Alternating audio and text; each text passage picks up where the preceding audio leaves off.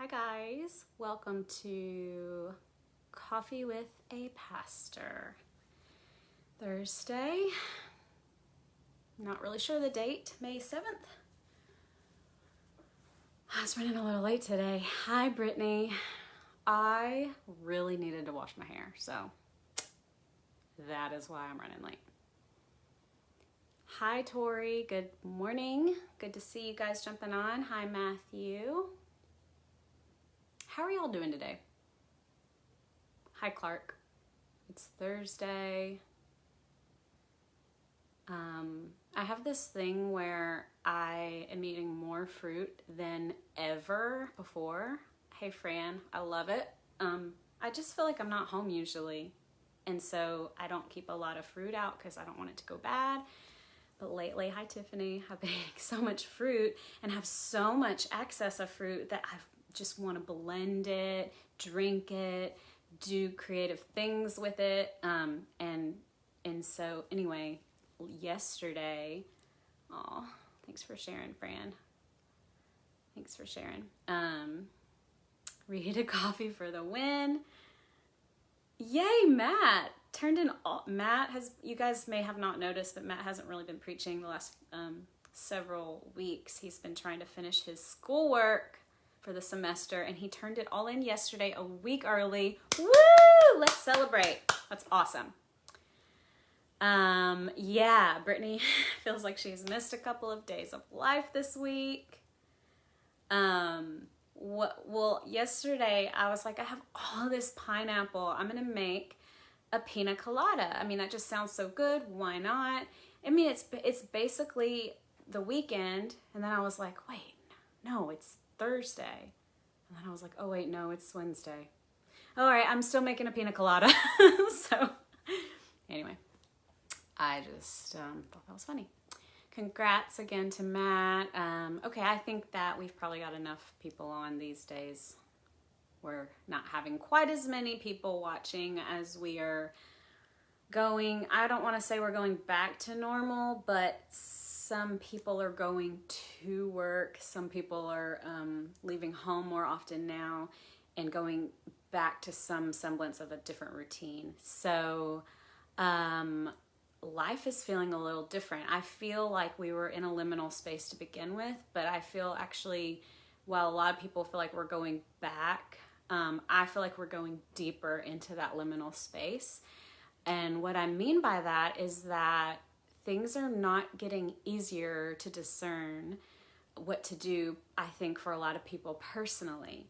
For a while, we as a collective, we're sort of on the same page that we should social distance, and there were a lot of shelter at home orders all over the country.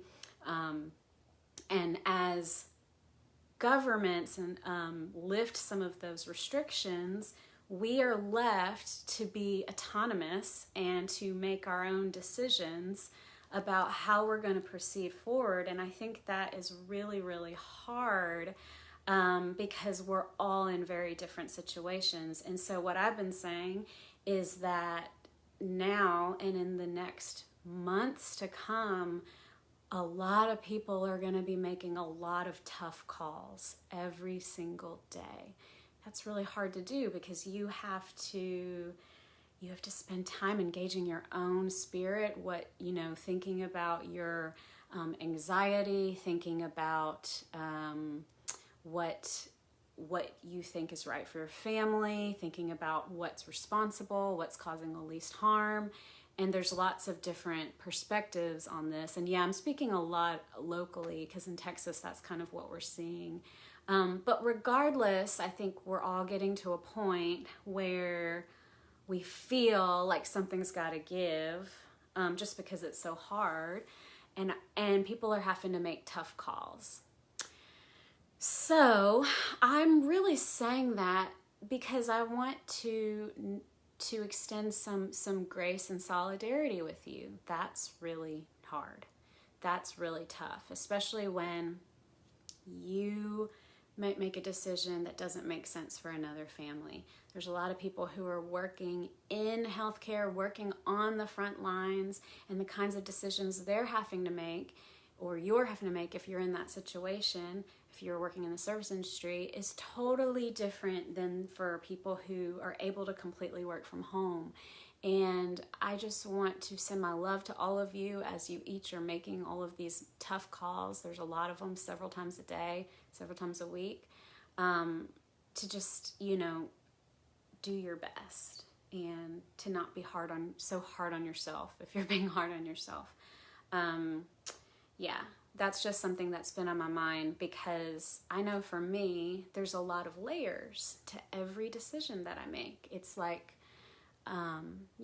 it's like we have, for example, a quarantine. We have like a couple of immediate family members that we've been sort of seeing during this time. We've got kind of an agreement about the perimeters of what that means, that we're staying in community just to respect each other.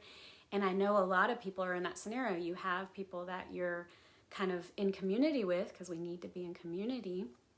And so anytime I make a decision, I have to think about all those people, if I want to,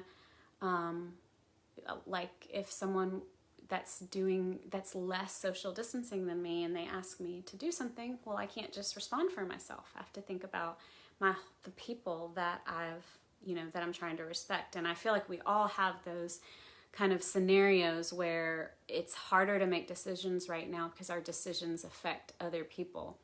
And it's funny to me because I think it's just highlighting what's already true. It's always true that our decisions affect other people. We just don't always feel it so up close. So those are tough calls.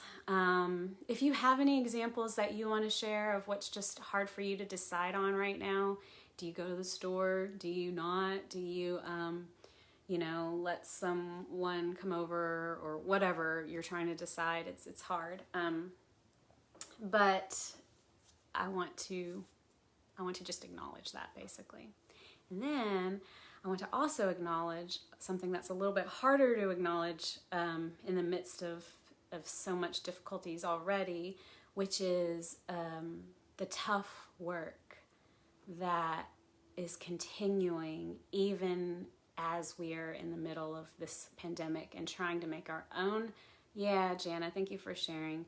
We're trying to make our own tough calls, and yet the tough work that we are about, the work of justice, the work of liberation, that tough work continues. And I'm talking specifically about, sorry, I'm reading comments. It's always true. Yeah, it's always true. And we're waking up to that. And it's always true that our decisions affect other people. And we're waking up to that right now in really intimate, delicate, complex ways. And so anyway, Brittany, who was one of our guest pastors last week, who's one of our people, and she put out a Advocate's Prayer, which is a kind of like a series that she writes. I don't know how often it is, Brittany. Is it once every other week, or once a week, or once a month? I don't even know time anymore. But Brittany said something to me about it, because she wrote about how the people of color are being most affected in this pandemic, and statistically. And she said, you start talking about systemic racism and you see who really shows up in the room.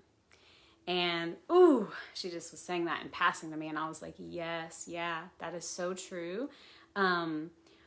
This is a time where we're dealing with a lot of heavy stuff personally, and it makes it really daunting to think about bigger systemic issues.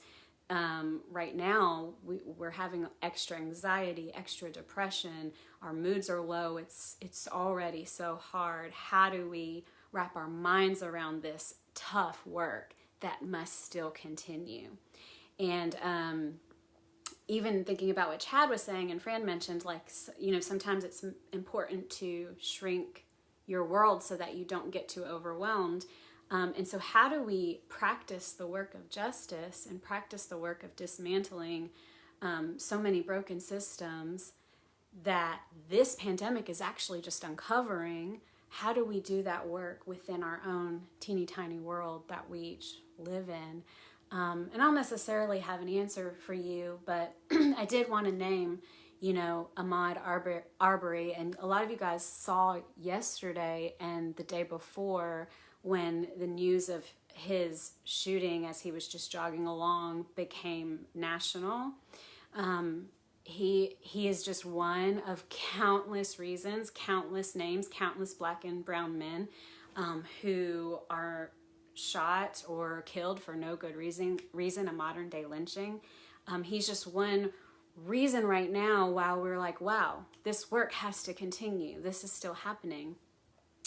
And, I was reading about it, looking a few days ago when I first saw it, and realizing that he was actually killed in February. I mean, he was killed 2 months ago, and it's just now kind of getting on our radar. And, it just makes me think about all the many people we never hear about, and all the many situations that are still unjust situations that are still happening right now in this very moment. And because we're in a pandemic, we are not really thinking about those things right now.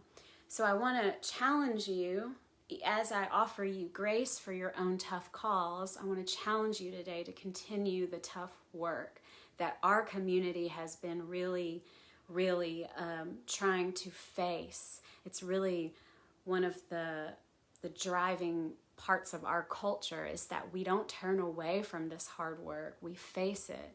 We don't turn away even in our own difficulties. We face it.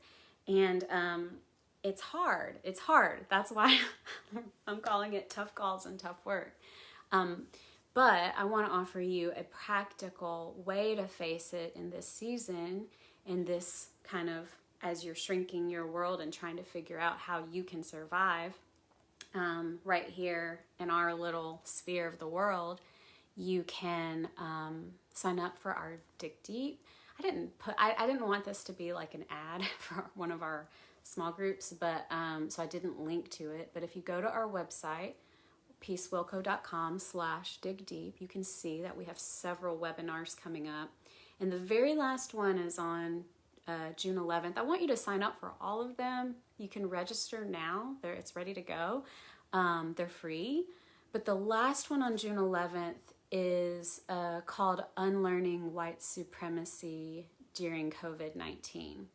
And I want to invite you guys, if you're feeling like, how can I practically be a part of continuing the tough work in this season?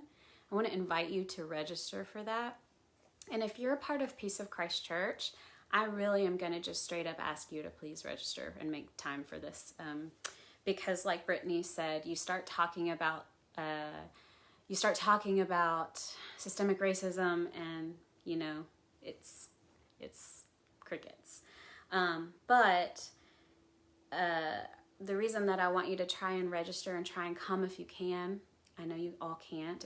We had to pick a time, and I understand that. But if you can, please prioritize it. Is because our community is predominantly white, and it's something that we talk about is radical inclusion. Of course, we wish we were more diverse. And one of the ways we're really lucky, I feel like, when we have Dr. Alicia Reyes Barrientos. She's a PhD from Duke. She works she teaches political science in San Antonio, and she's actually spending her time to come and offer this workshop for us via Zoom. And you guys, this is a brilliant woman of color, and we need to show up when they actually extend their time to us.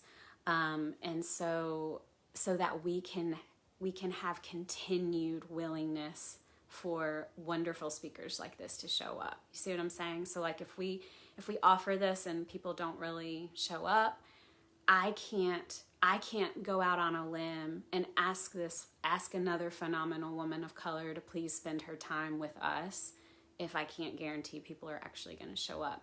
And so I think even just our showing up shows that we're willing to do the tough work, is a practical way to do the tough work, and is an incredible encouragement to a woman of color who's doing really hard work, the type of work that gets you hate mail, the type of work that gets you a lot of enemies. So I just want to highlight that. I hope you'll register for all of them. But sometimes, like for me, I think about this hard macro level work and I don't know where to start. And so I'm just offering you a practical place to start. Also reading books, you know, and going to Brittany someone linked to Brittany's Advocates Prayer, because I love how Brittany offers some practical things you can do. Some just very simple, practical. We don't have to get overwhelmed. We just need to show up. So anyway, that I'm not super prepared today. I just wanted to say that. I have no books for you. I have no poems. I have no meditations. That's just all I have. So I hope you'll take it for what it is, and I hope you guys will have a good day, and blessings to you. My heart is with you in every tough call that you find yourself making today, this week, and in the weeks and months to come. If you need us, we're here to offer pastoral support. And tomorrow, I think, Matt will be up for coffee. So hope to see ya. Thanks for linking, Brittany, and thanks for all your comments. I'll go back and check them here in a minute. Talk to you guys later.